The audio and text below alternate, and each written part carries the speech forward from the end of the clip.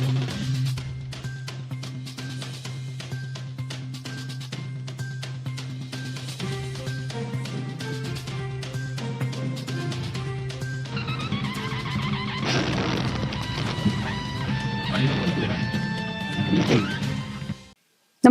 आपण पाहता हिरकणी न्यूज.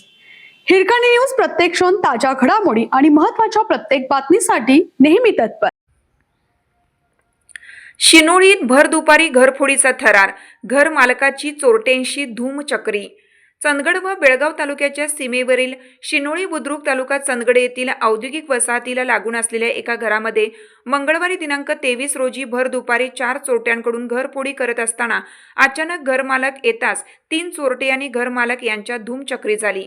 एक चोरटा हत्यार घेऊन घर मालकावर चाल करत होता.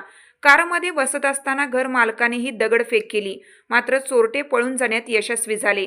सर्वजण 25 ते 30 या वयोगटातील होते. शिनोळी बुद्रुक येथे औद्योगिक वसाहत रोडवरील निखिल भरमाना बोकमुरकर यांचे घर आहे. त्यांची पत्नी बाळंतपणासाठी माहेरी गेल्याने ते एकटेच असतात. ते शिनोळी बुद्रुक येथील काजू फॅक्टरीमध्ये कामावर गेले होते. दुपारी जेवणासाठी घरी आले तर त्यांना घरामध्ये तोडफोडीचा आवाज आला.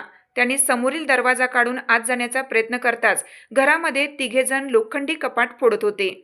चोरट्यांना घरामध्ये कोणीतरी आल्याची चाहूल लागताच ते विविध प्रकारची हत्यारे हातात घेऊनच बाहेर पडले. ते थेट बाहेर थांबलेल्या कारमध्ये बसून पळून गेले. तिघे चोरटे कारमध्ये जात असताना निखिल यांच्यावर हत्यार घेऊन धावत होते. यावेळी निखिल यांनी दगडफेकही केली.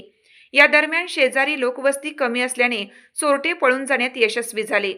घटनास्थळी गडिंग्लज उपविभागाचे पोलीस अधीक्षक रामदास इंगवले, चंदगडचे पोलीस निरीक्षक निंगाप्पा चौखंडे यांनी भेट देऊन पाहणी केली.